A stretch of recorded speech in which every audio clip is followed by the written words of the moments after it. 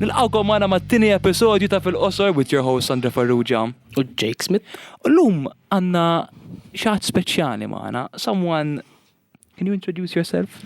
So, hello, my name is Katrina Cassar. I am 20 years old and I'm about to go into my third year at the University of Malta. I'm studying for a degree in international relations. Istja prosit. And thank you. And I have a blog that is kind of what I am known for doing online. KatrinaCassar.com. It's kind of a place where I can share my own opinions, share my own experiences, somewhere where I can be annoying kind of on my own website, you know, my words, my rules, and nobody can kind of get mad about it because if you don't want to see it, don't go on my website. That kind of thing. Mela, so I want to begin this question. How would you define a journalist? Like in a small sentence, how would you define a journalist? So to me, a journalist is someone who, to the best of his ability, tries to report the facts of a situation that he believes to be of importance for the readers to know. So something that I, as a citizen, should Public know. interest. Public interest, exactly. That's the word that I was looking for. So, again, so what makes a journalist a journalist? Like, what are the core traits that you need to have in order for you to become a journalist? I think honesty and integrity. I think you have the responsibility to make sure that you are delivering the truth and not some kind of twisted version of events or some sort of propaganda, because, you know, that, in my opinion, makes the distinguishment between a journalist and a propagandist. So again, do you think there is a certain distinction between an online journalist and a journalist? Well, the thing is, nowadays, I think most journalists are quote-unquote online journalists, Yes. because nowadays it's no longer kind of you're only going to see a journalist's work on the paper. A journalist's work is going to go, okay, maybe it will go on the paper, but it will also go on timesofmalta.com and it will be on maltatoday.com, Love in Malta. And so every journalist is technically an online journalist. For me, I would not make a distinction between the two. What I would make a distinction between is a distinction between a journalist and a blogger. So for me, I would not consider myself a journalist. So you would not consider yourself No, a journalist? I would not, because I admit this. What I write is my opinion. What I write is my point of view. I do make it a point to try and deliver the truth and to deliver the facts. But I will not go and say that what I say is objective. You wouldn't say you're impartial. I wouldn't say I'm completely impartial. I have a political ideology. So when you go on KatrinaCassar.com, you are going to see views that adhere to my political ideology. It's not going to be impartial. It's not going to be weighing both sides to the argument. It is I'm going to be explaining to you why I believe this. Okay. Interesting. So That's the difference between a journalist and a propagandist. The distinction is clear. That this is my opinion, this is what I believe, and these are the facts. So the facts make me believe this, for example, or because of my beliefs, I believe that. Yes, but I would also make a distinction between a blogger and a propagandist. Yes, of course. Because I feel like a blogger would make it very clear that this is their own views, and this is what I try to do. Whereas a propagandist would try to portray their own views as facts. Yes. Which unfortunately I feel like a lot of quote-unquote journalists do in Malta. Yes, I agree. okay, interesting. But wouldn't, like, to me, who isn't that much into the journalistic world, for example, this is just me, my humble opinion. Do you think that it essentially is the same thing, though? The same thing to be a blogger versus a propagandist? Yeah, essentially. Well, if you don't make the distinction that you are impartial, if that side detail is thrown away from the actual equation of it, would it still be a blogger, or would you just be a propagandist at that point? Well, I think something else that also makes a propagandist is that you are purposefully trying to manipulate public opinion to actually achieve a result. So, for example... There's an agenda. Yes, exactly. There's an agenda. I don't Interesting. feel like I have an agenda. I'm not trying to manipulate people into, for example, voting for one party over the other. Okay. You know? So you're just saying your point of view. My not point of trying view, to so... convince people to agree Exactly. with you. Yeah. That's again, and this is just a bit of just a question that me and Jake have been talking about. Do you think having a sort of platform that you can put your opinions on somehow elevate the level of your opinion, as in that this opinion holds more value than X, for example? Well, I mean, something that is definitely not the case is that just because someone has a website doesn't necessarily make them more insightful or more kind of their opinion more worthy than someone who does not have a website. So, for example, over my years as kind of either a writer, activist, etc., I've met many people, and I've met people who are, I feel are so much more insightful, so much smarter than me, so much more intelligent, and yet they tend to keep quiet about their views. They don't make social media posts to the extent I do. They don't make it very clear what their views are. Yet when you actually sit down and have a conversation with them, they are the most insightful people you've ever met. So it doesn't necessarily make the case that someone with a website, someone who is outspoken, necessarily that their opinion is more important or more prominent, But it will be, inevitably. Because if you, as you said, some people can have an opinion, but keep quiet, keep it to them between their friends, whatever. And then you can have someone who has a website. And the one who has a website will obviously, inevitably be viewed more. Yes, and publicly, they will definitely be perceived more. They might be either respected more or ridiculed more, depending on obviously the audience and what the blogger has to say. So they will definitely become more of a prominent figure than someone who doesn't have a website. But that doesn't necessarily mean that their opinions are more worthy of being heard. So what would you say to these people who don't have an online presence, who are really insightful and as smart and intelligent as you say they were? Would you recommend them for them to have an online presence? Would you recommend them to not have an online presence? Well, it's a bit difficult because it's a bit difficult to make the argument that everyone with opinions should have an online presence, because isn't that a little bit unrealistic? No. But in the sense, would you recommend them to have an online presence? Not to say everyone should have an online presence, because I agree with you in the sense. But you can go on Fil-Qosor for that. Fair enough. But again, I get your question. It makes sense. And dak li jkun jekk he has opinions and he wants to go on a website, he has to consider the pros and the cons. As you said, you can be ridiculed or respected. Exactly. And in reality, I think you would be both, regardless of whatever you say. Definitely. You're always going to have find someone's going to disagree with you. Someone's going to disagree, and then someone's going to disagree and throw a tantrum, and then someone's going to my goodness, yes. That is a very, very common occurrence. I'm aware you're very familiar with it, Ġifieri. Oh my God. Incredibly so. Anyways, again, because you said you are a very political person, yes, speaking, and obviously your KatrinaCassar.com is mainly a political sphere. Yes, but not necessarily only political, even social. So I've for example written articles about things that aren't necessarily political. Like I wrote an article once about why people get jealous in relationships, which isn't political. That is something very social, but it is still kind of a controversial thing, because maybe someone who often gets jealous in relationships is going to read my article and think, wow, she doesn't know what she's saying at all. Like, this is ridiculous. And then there's someone else who's going to read this article and think, wow, like she's speaking facts. So even if I might make a post that isn't necessarily political, like for example, even like 2 weeks ago, I had written one about Love Island. Love Island isn't necessarily political. The capitalist fever dream. Yes, capitalist fever dream. So someone can read that and not necessarily agree with it and might even get angry about it, but it need not necessarily be political for that to happen. So what would you say, like for example, for the readers, for the listeners and non-readers of Katrina, what was, in a summary, how would you summarize that article, for example? So the article that I had written about Love Island, first of all, I just like to make this clear. Absolutely no hate to people who like watching Love Island. I must admit I watched most of it. Not all of it, but most of it, and I enjoyed it. Most people did. And absolutely no hate to the people who participated in it, because I don't believe that people who participate in society, people who participate in things that might maybe not be the best thing. I don't know if I'm wording this correctly, but people who just participate in society are not necessarily bad people or make bad decisions or whatever. They had an opportunity presented to them and they went for it, and maybe they enjoyed it, maybe they didn't. Completely their choice, no issue with that.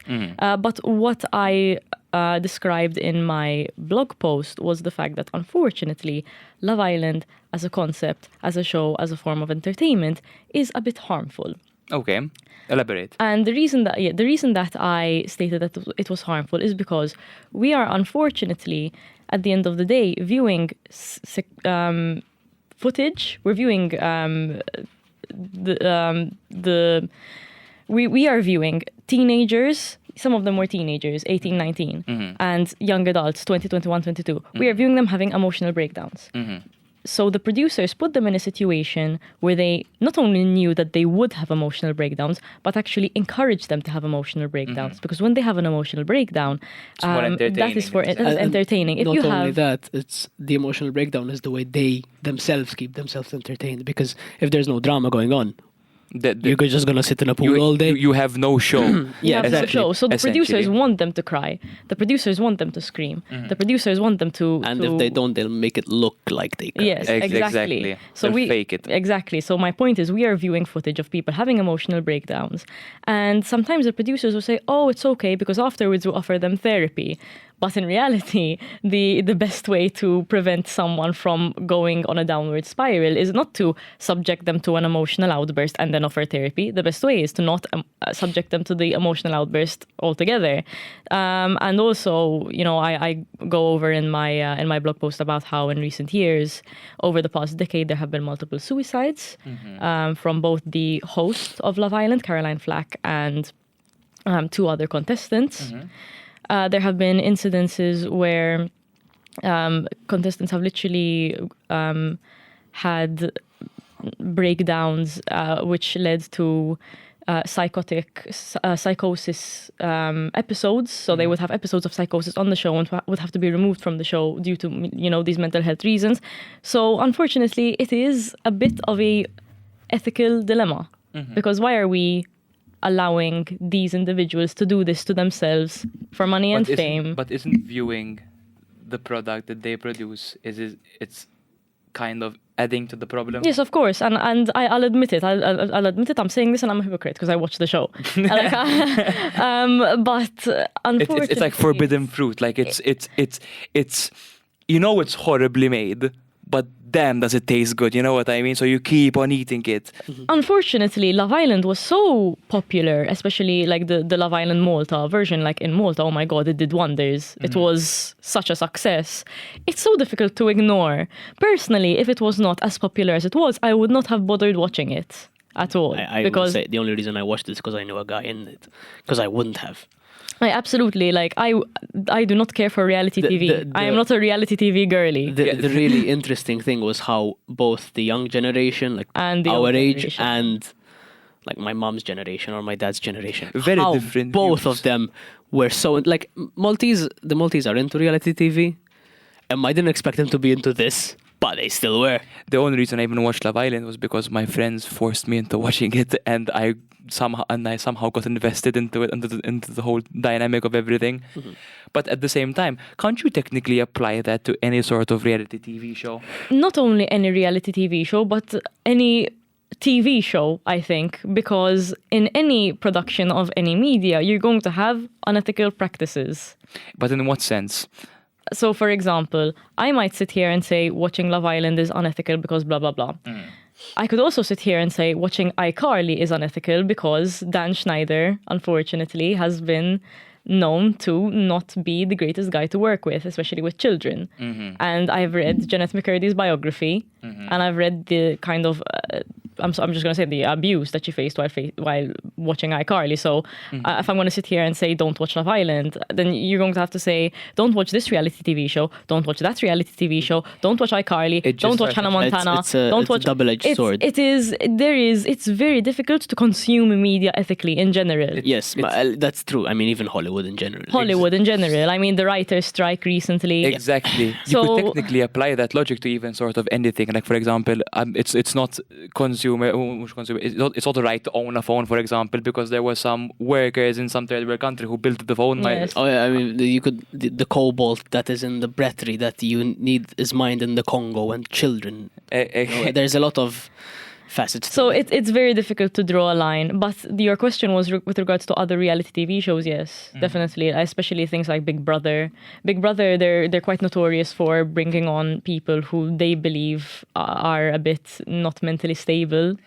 I remember enough one certain male influencer was a Big Brother contestant. Oh yes. He should be left both on of them, I think. both of the was it both of them?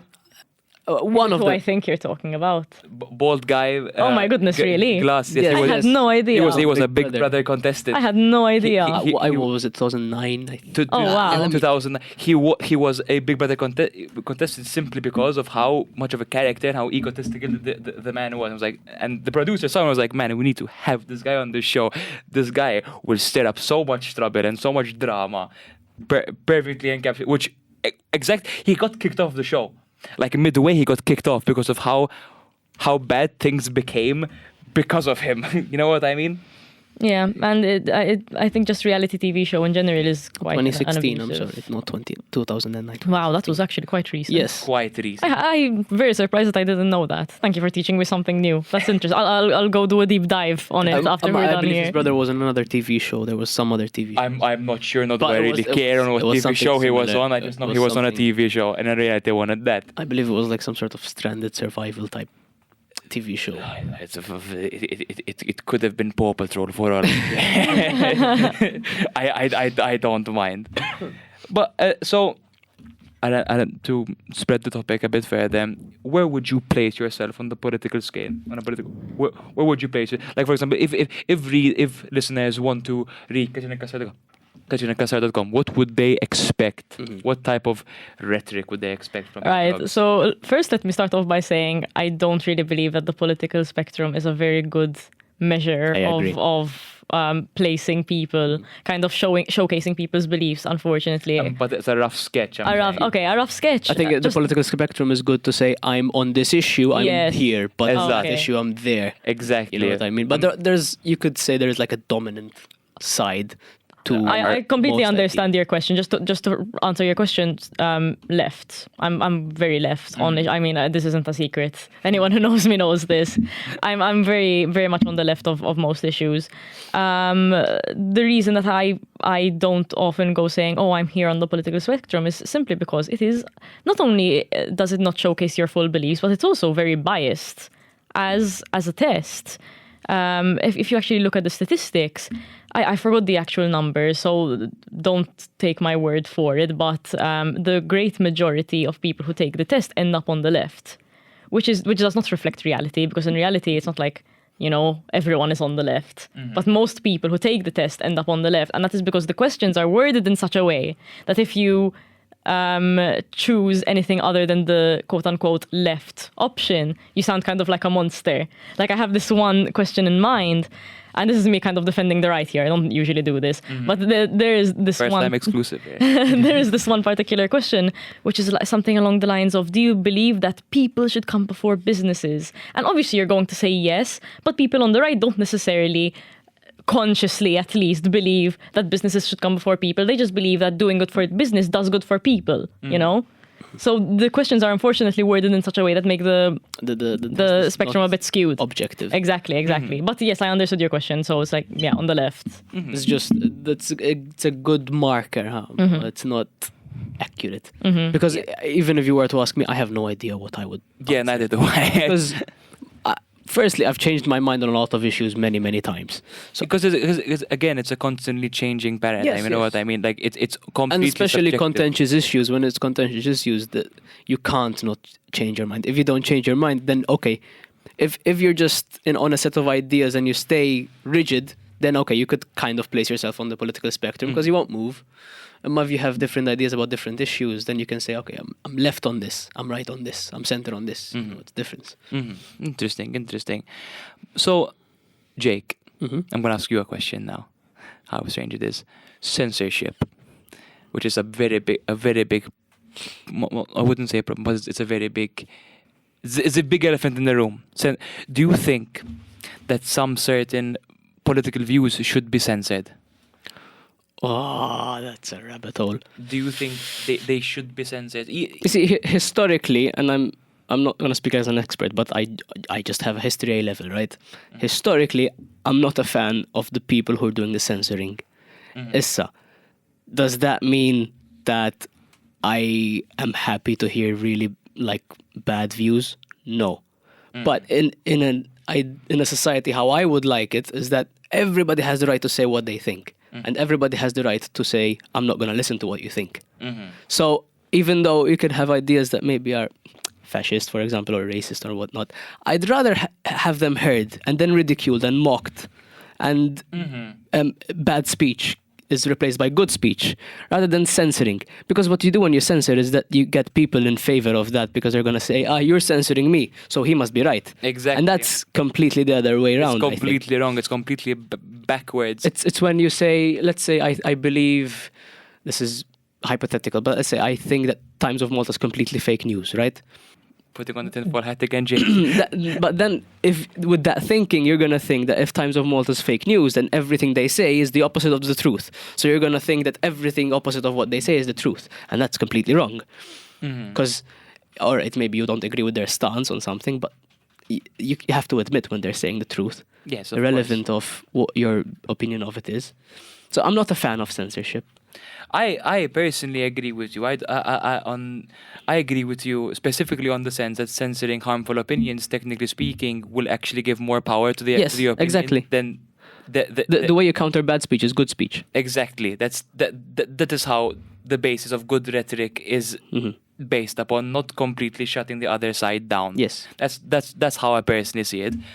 So, Katrina. Okay. So I think a very important question to ask here, and I'm asking you this: what do you consider censorship? I consider censorship if it's a complete, total blockage of another opposing side's view. Even for example, if it needs to be, even if it's not harmful, if it's just censored for the sake, you don't agree with me, I think that is bad. Pronto, full stop. I mean, put it this way, okay. If you're on Facebook and you say you post something and the post gets taken down, it's not legal censorship, right? Your right to free speech in the country is fine, and your post got taken down. Do you consider that censorship? I would personally, technically, yes, consider it censorship, because in a way, social media is the way you say what you think nowadays. Exactly. But back in the olden days, it would have been in the square, having a pastitz, you know, saying what you think. Nowadays, it's on social media. And I believe it has the same effect. The only issue is that whoever's doing the censorship has changed, because it can be not just the government, it can be Facebook or whatever social media company you're using, you know? But I agree with you to an extent on the social media point, because again, when you're signing up to a social media, you are signing up by their terms and their conditions. Yes, of course. So completely. Their rules apply. Completely. But So if you get censored because you have violated their terms and conditions, then that is justified in my opinion, because you signed up. Yes, but there have been moments where the terms and conditions are vague and posts get censored when there's an argument they shouldn't be. That's the issue, when there's political motivations behind it. That's what I believe. But how would you, for example, how would you implement what you just said into an actual real case scenario? The problem is that social media companies are global. So, for example, in America, you have the First Amendment, but in Malta, you don't. And now Facebook has its own jurisdiction, and Twitter has its own jurisdiction. So, for example, Twitter has recently become more liberal, I'd say, than... Twitter has become more liberal in the classical liberal terms, right, more libertarian, okay. let's say that. All right. I understood. Than other social media companies. So they're following different terms of service. Then to regulate all social media to follow the same terms of service would be overreach. I think one of the biggest issues with this debate is whether we consider entities like Facebook, Twitter, etc., whether we consider them private companies who can do whatever they want, or if we consider them public spaces, kind of, whether we consider them another form of press. I agree. I that is agree. The biggest issue, because if we're considering Twitter a form of press, it is a lot harder to argue that censorship should be allowed than if it is a private entity, because technically if it is a private entity, then it is up to the people who are on Twitter. You don't consider it a press, you consider it, so you have the four estates, which are the government, three, and the press. The argument is made that they make part of neither. They're the fifth estate, social media. So if you think about it like that, I agree with you completely that you can't follow the same pattern of, because it's a private company, I get to have whoever I want, and there's political motivations everywhere. I mean, in every company. So do you think it was wrong for Twitter to ban Donald Trump? I think it was. I'm very mixed on the opinion of the banning of Donald Trump, in the sense because all it ended up realistically doing, his views are still being heard, just on a different platform now, on his own platform. He has more power than he had. Would you argue that he has more power? Over his own social media platform now? I would argue yes. I would argue that yes, he does have more power on his own views and opinions, considering it's no longer being monitored by Twitter anymore. What happens is when you censor someone as prominent as Trump is that you inevitably make him like a martyr, even though you haven't killed him, right? But exactly. he becomes a sort of martyr. Not because I agree with Donald Trump or anything he says. I think he's the shallow idiot. Like I think the general consensus is, yes. You know what I mean? But in the sense where you just exactly as how Jake put it, you made a martyr out of him. You essentially. I believe that the suspension was wrong specifically because the two tweets that they suspended him for, I believe that's complete stretch of the terms of service.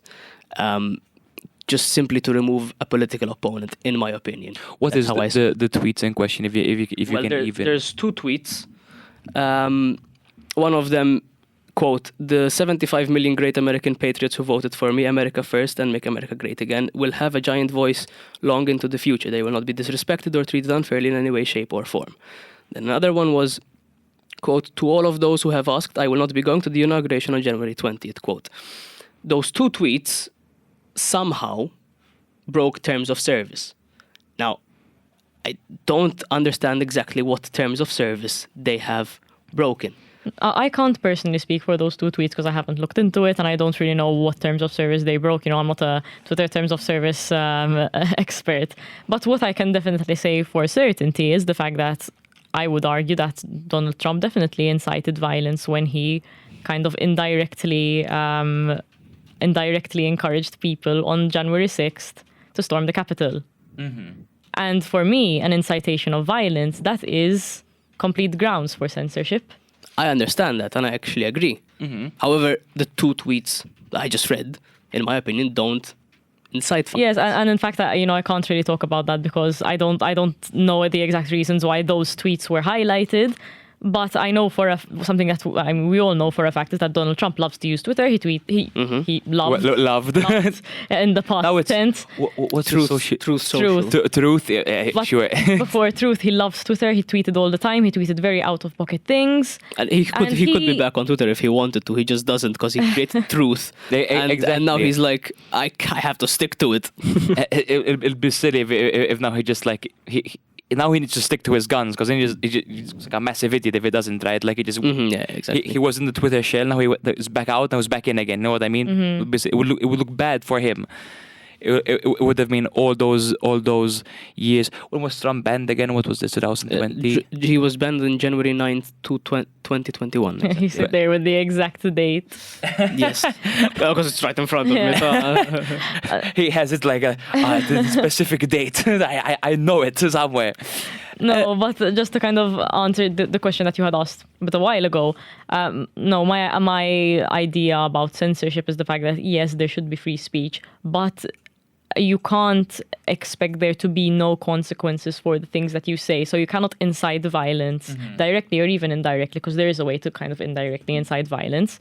You cannot incite violence and then expect people not to have a reaction and expect the policymakers of whatever platform you're using to not have a reaction and expect law enforcement to not have a reaction to protect those who you are putting in a vulnerable position. Yeah, I think that the topic changes completely when you're talking about a random guy on Twitter and the president of the United States, which is fair enough. I mean, I understand that influence to a degree is what makes it more impactful. Because if you can influence the opinions of 50 million easy, I mean, you have to be careful with what you say. And if you're not careful, the consequences are justified in some cases. And to bring the discussion kind of to a national scale, because we're talking internationally here, to bring it to a Malta scale, one kind of example of censorship that has quote-unquote censorship, it depends if you consider it censorship or not, Matthew Grech, the guy from River of Love, the Ah. ex-gay, that guy. So recently he has gotten into hot water because he said some things which law enforcement interpreted as the promotion of conversion therapy, and he had to pay a fine. He had to pay a very large fine. So I would argue that that is justifiable because he, first of all, he broke the law by promoting conversion therapy. In promoting conversion therapy, he has hurt people of the LGBT community. You know, I don't think it warrants any explanation. That is very hurtful to the LGBT community. It puts them in danger. So I would argue that that type of censorship is justifiable. So to summarize what you're trying to say, or what you did say, is that censorship is okay as long, well, censorship is okay if it promotes some sort of hurtful or harmful agenda towards other people. Exactly. I mean, I agree about incitement of violence for sure. I think when it comes to harmful agendas, specifically when it deals with politics, it depends because it's the line between what is harmful genuinely and what is just a politically motivated takedown of someone is different. In your case, I actually agree with the Matthew Grech one. I don't, because conversion therapy is it's abuse. It's literally border. So if you're advocating for that, you're advocating for abuse. To some degree, that's an incitement of violence. That's how I view that censorship is justified, specifically when it comes to incitement of violence. But do you think that censorship, at least nowadays, let's think about social media now. Do you agree that maybe there is a favorable political side? A favorite political side? A favorite political side. Let's say on big social media platforms like Twitter and Facebook, for example. Like, would you agree that there is a sort of, like, do you believe there is political correctness, Katrina? Would I believe there's political correctness where? Political on social media. On social media. Yes and no. I mean, the thing about social media is that what appears on your feed is what the algorithm deems is appropriate for you, right? So if I interact with a lot of PC, pro-LGBT, pro-woman content, I'm going to get a lot of PC content on my feed. If I interact with a lot of racist content, I'm going to get a lot of racist content on my feed. And I wouldn't say that there isn't racist content on social media. There definitely is. Not. So your question of is social media PC? For sure is a question mark. Your question was if there is like a politically favored side. Exactly. If I would argue that there definitely is. I mean, on what platform would you say is favorable? Like, for example, see, this is so okay. Originally, before Elon Musk bought Twitter, I believe most social media was slightly left-leaning. Since Elon Musk bought Twitter, depends on how much you use Twitter. I happen to use it quite frequently. I don't. I believe the pendulum has swung a bit to the other side. That's not to say that obviously that doesn't happen on both sides, but I definitely would agree that the political right, even some people who won't even be claiming themselves to be politically right, have been shadow banned, for example, on But Twitter. the problem is, okay, let's say I'm a right-wing commentator, right? It really depends what it is that I say that is getting taken down. Because if I'm a commentator on the political right and I say something like, I believe in the free market, I believe that we should not let the government interfere with this and that, blah, blah, blah. Those are very right-wing takes. I don't believe those are the types of posts that are going to get taken down. No, they're not. No. They're not. But if I say, for example, oh, we need to stop letting in immigrants because blah, blah, blah, blah, blah, and kind of I sink to a level where I'm starting to use racist rhetoric, yes, that might get taken down. But that isn't necessarily right-wing. When I'm racist, that isn't necessarily a right-wing statement. That is a racist statement. So it's not that. I would argue that it isn't the right that is getting censored. I would just argue that it is more likely for a right-wing person, unfortunately, to say things that will get censored. But these aren't right-wing points of views that are getting censored, because I can be a leftist and be racist, you know? Obviously. I am of the belief that people on the right have sometimes been taken down unjustifiably so.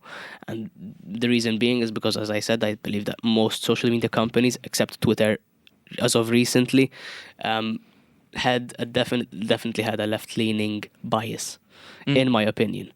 But then the question is, does it have a left-leaning bias, or is it just more likely that someone on the right is going to break the terms of service? Because that is a different thing. But that's precisely my argument. I believe that the terms of service were gerrymandered and stretched to a degree so that you can excuse the taking down of someone who is right-wing or conservative. For most cases, not even. Because, for example, I give the example of Joe Rogan. Joe Rogan has been cancelled many times. He himself is not even a right-wing person. He will tell you that. If you listen to any long-form podcast that he does, he's not a right-wing person. He's just crazy. He has right-wing people on his show, but he also has left-wing people on his show, and he has extreme right-wing people on his show, and he has extreme left-wing people on his show. So if you go and censor the extreme right-wing, you better make sure you're going to censor the extreme left-wing, or either don't censor anything at all. Exactly. I mean, it's part of the reason why he's on Spotify. That's at least what he argues, is that Spotify promised him not to overreach as YouTube had done. I haven't done much research on Joe Rogan, so I don't really know the situation. I have. Okay, so question, was he censored because of things he said or because of what people on his show said? Some episodes, I remember, even Spotify actually had this happen. He had I don't know the number of the episode, but the guest was Majid Nawaz. And Majid Nawaz, he's an activist he is right-wing. He's a Muslim. He's self-processed right-wing. And the episode had been recorded and set to publish for weeks. And Spotify was not against Joe Rogan, but delaying the release of this episode for weeks and months. And Majid Nawaz himself said, this is not from Joe's doing. This is Spotify's doing. And all right, the episode eventually got released. And there's not a part of it that's edited out and whatnot, but those things then kind of add to the fuel of those who want to see that it is censorship. Because if I have a preconceived notion that it is censorship and they're all censoring us, the moment you see a delay, you're going to be like, hey, they're right too. They are censoring, even if that's not the case. So, according to Majid Nawaz, it was. And there's been also other episodes which have been taken down. I can't remember all of them by heart, but specifically, Alex Jones, for example, has been censored by YouTube, I believe, many times. And would you argue that Alex Jones being censored by YouTube was justified? I would argue yes. I would argue. It depends because I don't know what was the case specifically on YouTube. I just know he's not on it. That's all I know. I also don't know specifically the case, but just thinking about Alex Jones's content in general, I can think of a number of reasons why they wouldn't want him on the platform. All you really need is look at a 5-minute compilation of Alex Jones and you exactly know why he's being censored. I understand. I mean, they're poisoning the water to make the frogs gay. I mean, that in itself is enough to explain why Alex Jones. I mean, is being recently, censored. have you been following American politics at all? Not very intently. I know some stuff about Ron DeSantis. Other than that, one of the leading Democratic nominees, RFK. Jr. Robert F. Kennedy Jr. Oh, really?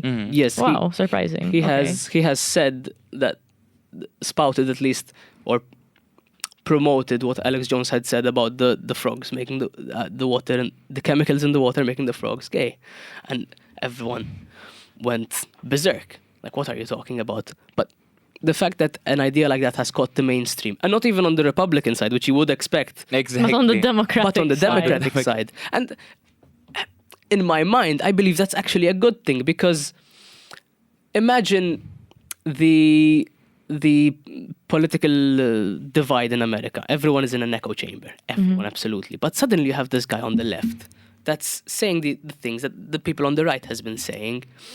And to my mind, that's good, because at least it encourages debate. Because if it's coming from someone you agree with, at least you might actually entertain some ideas. You know what the problem is? The problem is that saying that they're poisoning the water to make the frogs gay isn't necessarily a right-wing take. It's just a stupid take. Like, I don't know any right-wing politicians like the frogs. They're so gay, guys, and it's the water. I swear it is. I know. It's the bees. They tell me this. That's the problem. Is that to me, like you're referencing all of these situations in which people have been censored for saying certain things, and you're saying, oh look, they are censoring people on the right. But to me, they're not being censored because they're right-wing takes. It's because they're either stupid or harmful. Unfortunately, they just happen to be coming out of the mouth of someone on the right. which isn't necessarily the same as censoring right-wing takes. So would you take stupid takes from? So let's say if there was a stupid take, like on the on the level of gay frogs on the left side, would you think that's also justifiably to be removed from and I censored? mean, depending on what it is, yes. I'm saying on the level of like gay frogs, you know what I mean? I mean, look, if someone made a stupid tweet about gay frogs, I wouldn't necessarily advocate to take it down just because it isn't necessarily harmful. I mean, obviously it is harmful if you're going to genuinely believe it, but the people are most of the time going to read it and think, haha, this is so stupid. But if someone on the left was genuinely inciting harmful ideas, yes, you know, people on the left can incite harmful ideas. It's just, to me, what is occurring is that it is unfortunately more of an issue with people who identify on the right of the political spectrum. And yes, unfortunately, I understand why people who are on the right might be a bit upset with this, because they feel like their name is being depleted by these idiots. And I understand that completely. But at the same time, what can you do? You know? Interesting. Like all this talk about politics is reminding me that social media is not just a political sphere. It's also a place where you can express yourself in multitude of ways, where it be comedy, for example.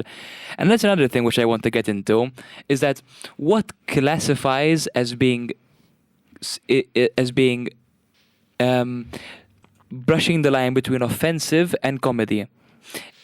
Do you think that if a tweet is very obviously comedic, but it's very dark humor, for example, would you think it is justifiable to be censored?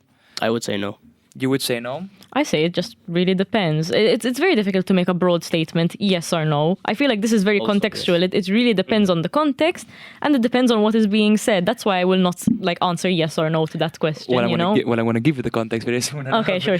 So there was a recent article that Jake actually wrote about punching up versus. Well, I had written that. I wrote the rebuttal. Oh, you wrote the rebuttal. Sorry, my bad. You wrote about it, Yes. and he wrote a rebuttal. So, for the listeners, what would you explain the article was about, and what was your rebuttal, Jake? So my article was basically about how comedians have a bit of a responsibility to be aware of the content that they spew. So if I am a comedian, I feel like I have the responsibility to make sure that my jokes are appropriate. Now, obviously, inappropriate jokes exist, but I feel like inappropriate jokes should be said in an appropriate manner, if that makes sense. So in an appropriate sphere. So if I'm going to be making a joke about a certain situation, ideally, I do not make people who are less powerful than me for any reason, either because they are of a racial minority or because, I don't know, let's say I'm straight and the butt of the joke is gay people. I should be wary of that because I am doing damage, unfortunately, to the people who I'm making the butt of the joke. Now, this can be done in a good way, somehow. It's a bit difficult to explain, but basically, if I want to make a joke about a certain situation, ideally I should be punching up at the perpetrators. So if I'm making a joke about gay people, ideally I'm not actually making a joke about gay people. I'm making a joke about the stereotypes, the stupid stereotypes that plague the LGBT community, which is why in my article I had referenced South Park, because I think that South Park does this really well. South Park has a lot of inappropriate humor, and I am not in favor of censoring South Park, removing South Park, just because I feel like they do dark comedy, they do inappropriate comedy in a way that is not necessarily hurtful to members of the LGBT community or members of the Asian community, Black community, etc., etc. Because when they attack these stereotypes, they are attacking the stereotypes. They're not attacking the people. And there's a very, very clear distinction between the two, if that makes sense. That does make sense, but you brought the example of South Park, right? And I'm a massive South Park fan, right? Like, and without me riding how much I love South Park, right? Do you think that the creators, since the very beginning, had that in mind? Do you think it was the case? It's like, for example, I can think of a joke right now. There was an episode where it was quite. Even to me, I was like, okay, this is a bit too far. I don't think it was the episode about the actor that played Superman. Savile, Henry, or was it another one? Henry Cavill? No. The older one from the 70s. Okay, I don't know. I have no idea. Joe Savile. Jimmy. What are you talking about? No, I'm talking about the actor that played Superman in the 70s. Yeah, Christopher Reeve. Christopher Reeves. Essentially, you know how Christopher Reeves is paralyzed. Well, he died. Well, he's dead now, but like He was Yeah, paralyzed. but he was paralyzed for the majority of his life. And South Park made a joke about this. It was about I think it was about I can't remember. Well, I can't really, I don't know if I can say it on the radio or not, but it's something to do with fetuses. And Would rather not say it. would rather not say it, but in the sense it was borderline really crude, but also very clever at the same time. So where do you draw the distinction?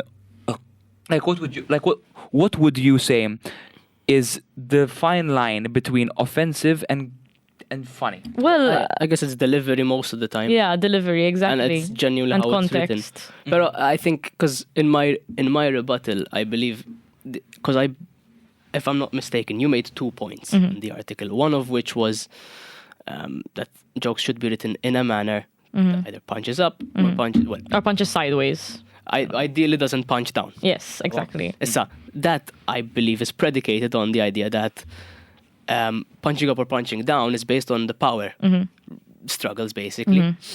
So I have my issue with it is that there's 2 implications being made. Is it that power is the main relationship by which to view jokes? In terms of, I say a joke about you, it's about the power relationship between me and you.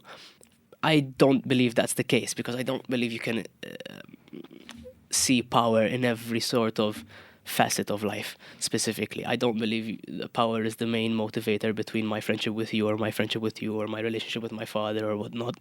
I would argue that power plays a very, very important role, though. Especially like it when you does. mention you and your father has power over you, you know, Also, financial that's power when you were younger, physical power. But I don't believe the actions he takes are a manifestation of that power. I believe the actions he takes are a manifestation of his love and care towards me and respect. Now, if you are to say that the main motivating factor is power, which I assume are you, Well, rather than a main motivating factor, definitely a big motivating factor. right? I would argue that it's not smart in the sense that if all that most of my friendship with you is based on how much power I can exert over you, then I wouldn't even call that a friendship. But we're not talking about friendship here. We're talking about a comedian. Right, We're talking about comedy. completely. But I wouldn't say that even when it comes to comedy. When I say a joke about someone, it isn't for me to exert power over them or to showcase my power over them. In some situations it can, and I can give a social example. Let's say there are a group of girls and the girls are all friends, but unfortunately, this is just a hypothetical I'm saying, by the way. Hypothetical, there's a group of girls. Now there's one girl who's kind of like the queen bee, and then there's one girl who's a bit more insecure, you know, maybe a bit not as skinny as the rest, maybe she isn't viewed as conventionally beautiful, but they're all friends, right? Except we have this kind of power dynamic of the queen bee and the not very queen bee. Now let's have a hypothetical situation where they're out partying and some boys come over. And to impress the boys, the queen bee starts to make jokes about the insecure girl to seem cool and to put her down and to make her the butt of the joke. That is an example of how comedy can be used, where there is a clear power dynamic and someone is the butt of the joke and they are getting hurt. Right, so the power dynamic there is based on essentially attraction. Attraction, I mean popularity. Right. What I also disagree with, which is the second point that you make, that the power struggle in comedy is based on race and or gender and or whatever else other demographic you want to use, because I don't think that fixes the issue. Because if you are gonna propose to protect a certain demographic, I believe you are elevating it above the rest. Quite frankly, you're gonna create two tiers, the one that is protected and the one that is not. And I believe using specifically race or gender or sex or religion or whatever it is, I believe it does more harm than good. But I view it as a way of protecting groups that are already disadvantaged in society, because there's a difference between equality versus equity, right? Equality, you treat everyone exactly the same.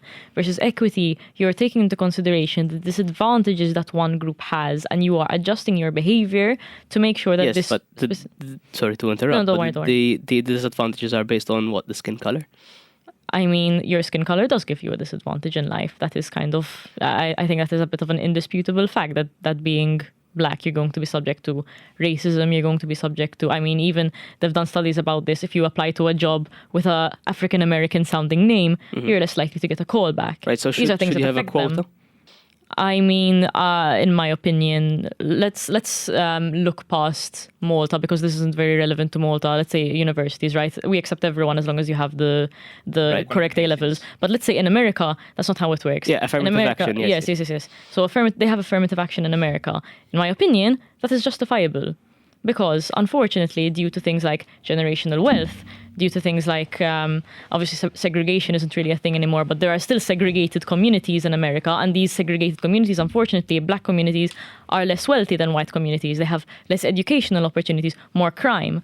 So the people from these segregated communities do have a disadvantage when they are applying to universities. Yes, but the issue is that you're still judging basically off of skin color. We're not judging based off of skin color. We are making sure that the number of African Americans that, when I say they admit to their university is more representative of the general population.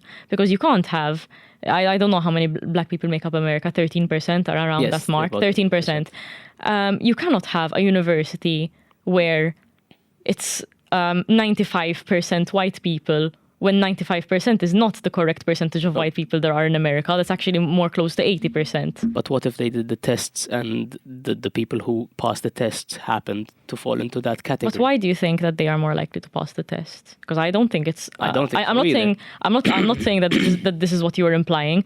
But when you say, "Oh, they passed the test, therefore they should get in," you're kind of making the implication that they pass the test because they are smarter. No, not at all. What I'm saying is that there is a benchmark, and if the people who pass the benchmark should be included. What's happened with the affirmative action, essentially it was that you had lower benchmarks for some people and higher benchmarks for others. For example, Yes. Asian Americans found it statistically harder to get into a university than white people, Yes. and African Americans. And I feel like it doesn't make much sense because it's based off of skin color at the end of the day. If it was based, if you have a thorough background check and you see that, the family isn't well off, I understand that completely. So it would make more sense socioeconomically speaking. But I still see that the criteria is essentially skin color. And I believe that just is a complete reversal of what we're supposed to follow, which is judge people based off the content of their character. And I definitely agree with you that there will be certain instances where, say, for example, let's say I'm a black kid and I just so happen to have been brought up in a wealthy family, right? So in a way, this affirmative action is going to unfairly advantage me. Yes. But I feel like you're looking at these specific circumstances where it might be unfair, and you're disregarding the fact that as a whole, the practice has been beneficial because it has brought more people from African American communities into these really good universities. I actually would argue it's counterproductive, because if you enter a university and you're not qualified, but you entered because of not a quota. These people wouldn't be unqualified. Yes, but then they would just get in instead of people who would technically be qualified, but they were brought in because of affirmative action, if that makes sense. Yeah, but if you're replacing people who were technically more qualified than you based off of skin color. Yes, isn't that more discrimination? qualified, but that doesn't necessarily mean that they weren't qualified too. I'm not saying that. For example, as I said, the Asian American To community. stop you guys for a second, I just find it very ironic how we actually talked about talking about affirmative action on the show, but we thought it wouldn't be relevant enough, and now we've been talking for the past 20 minutes about affirmative action. I mean, recently I've been just sitting here being so entertained by you two debating. It was so fun. It's so affirmative fun. action got shut down in the Supreme Court. It's no longer, it's up to the universities now, but it was ruled unconstitutional. I'm not very much of an expert on, the RFK is actually in Constitution. favor of it. just to say, is there any? Can you agree to disagree? Yes, or of could course. you- Of course. Exactly. In because the benefit of democracy and free And speech. in the benefit of the fact that we have 2 minutes left. Exactly. That's exactly why we don't spend too much time, guys. So either way, thank you very much for listening to the second episode of Fil-Qosor. It was very nice having you, Katrina Cassar. Thank you very much, Andre. Thank you for inviting me. Go follow her blog. Can you plug it in again? KatrinaCassar.com. Exact. So please do it. Blamment tafu. I mean, it's my name. It's her name, guys. Yes, one would expect that. Thank you very much, and enjoy the rest of your day, evening, night, whenever you're watching this, and see you in the next episode. Goodbye. Bye. Nishtiq nirringrazzjakom tal rajtu episodju ieħor gustuża l-ussuża sabiħa ta' Fil-Qosor. Follow jana fuq Spotify, YouTube u Instagram. U ftakar biex xerja ma' sħabek. Jekk għandek. Naraw l-episodju li jmiss ta' Fil-Qosor. Ciao!